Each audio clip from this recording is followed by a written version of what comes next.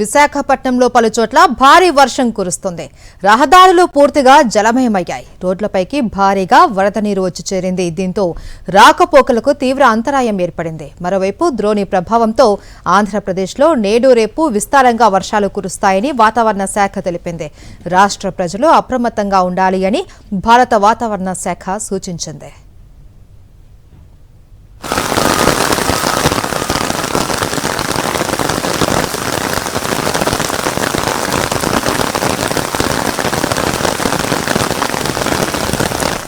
తాజా వాతావరణ పరిస్థితిపై మరింత సమాచారం మా ప్రతినిధి అనిల్ అందిస్తారు. ఉమ్మడి విశాఖ జిల్లా వ్యాప్తంగా ఉదయం నుంచి కుండపోత వాన కురుస్తోంది.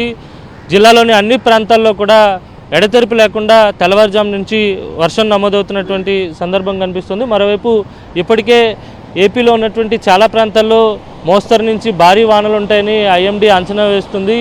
గాలుల తీవ్రత కూడా తీరం వెంబడి 40 నుంచి 50 కిలోమీటర్లు, అత్యధికంగా 60 కిలోమీటర్ల వేగంతో ఉంటే కనుక మత్స్యకారులు అప్రమత్తంగా ఉండాలని సూచిస్తూ ఉంది. ముఖ్యంగా దక్షిణ కోస్తా జిల్లాలైనటువంటి కృష్ణా, ఎన్టీఆర్, గుంటూరు, బాపట్ల, పల్నాడు వంటి ప్రాంతాల్లో పెద్ద ఎత్తున వర్షాలు నమోదయ్యేటువంటి సూచనలు కూడా కనిపిస్తున్నాయి. ఇటు ఉత్తర కోస్తాలో ఉన్నటువంటి శ్రీకాకుళం, విజయనగరం, మన్యం, అల్లూరి, అలాగే విశాఖపట్నం జిల్లాల్లో కూడా పెద్ద ఎత్తున వర్షపాతం కూడా నమోదవుతున్నటువంటి సందర్భం కనిపిస్తుంది. ఇప్పటి వరకు కూడా రాష్ట్ర వ్యాప్తంగా మిశ్రమ వాతావరణం కనిపించింది.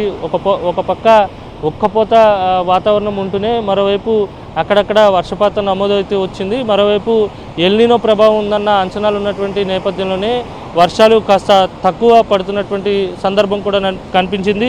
జూన్ నెలలో కురవాల్సినటువంటి వర్షపాతం లోటు వర్షపాతంగా నమోదైంది. వచ్చే నెల నుంచి పరిస్థితి ఏ విధంగా ఉంటుందనే దానిపై ఐఎండీ కూడా అంచనా వేస్తున్నటువంటి సందర్భం కూడా ఉంది. మొత్తంగా చూస్తే ఈరోజు ఉదయం నుంచి చాలా ప్రాంతాల్లో వర్షపాతం నమోదవుతుంది. ముఖ్యంగా విశాఖ నగరంతో పాటు గ్రామీణ ప్రాంతాలన్నింటిలో కూడా పెద్ద ఎత్తున వర్షం కురిసింది. ఏజెన్సీ ప్రాంతాల్లో వాగులు వంకలు పొంగి పొర్లుతున్నాయి. చింతపల్లి, పాడేరు వంటి ప్రాంతాల్లో కూడా పెద్ద ఎత్తున వర్షపాతం నమోదవుతుంది. రానున్నటువంటి 2 రోజుల పాటు భారీ వర్షాలు కొనసాగబోతున్నాయి. ఏపీ మీదుగా మధ్య మహారాష్ట్ర వరకు కొనసాగుతున్నటువంటి ఉపరితల ద్రోణి ప్రభావం, మరోవైపు 1.5 కిలోమీటర్ల ఎత్తులో ఆవరించి ఉన్నటువంటి ఉపరితల ఆవర్తన ప్రభావంతో ఈ వర్షాలు కురుస్తున్నట్టుగా ఐఎండీ ఇప్పటికే స్పష్టం చేసింది. ఈ వర్షాలు ఇలాగే కొనసాగుతాయా, లేకపోతే 2 రోజుల తర్వాత మళ్ళీ సాధారణ వర్షపాత వాతావరణ పరిస్థితులు వచ్చేటువంటి అవకాశం ఉందా అనేది ఐఎండీ వెల్లడించేటువంటి సూచనలు కూడా ఉన్నాయి. విడుదల శంకర్తో కలిసి అనిల్, సాక్షి టీవీ,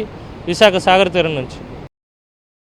మరిన్ని అప్డేట్స్ కోసం ఛానల్ను సబ్స్క్రైబ్ చేయండి. నోటిఫికేషన్స్ కోసం బెల్ ఐకాన్ పై క్లిక్ చేయండి.